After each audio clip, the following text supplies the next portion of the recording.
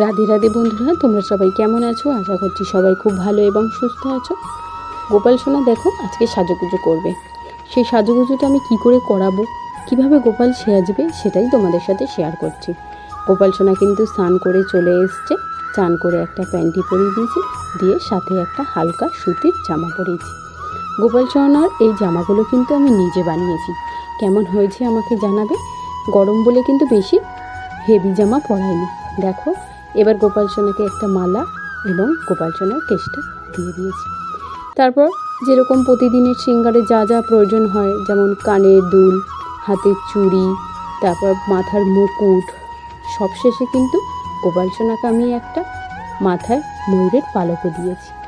তারপর দেখো আয়না দর্শন করিয়েছি, বাঁশিটা দিয়েছি, আর তুলসী পাতা দিয়েছি, একটু গাছে ফুলও দিয়েছি। তারপরে কিন্তু একটু আতরও লাগিয়ে দিয়েছি। সবশেষে আয়না দর্শন করিয়ে গোপাল সোনার সাজ কমপ্লিট করেছি।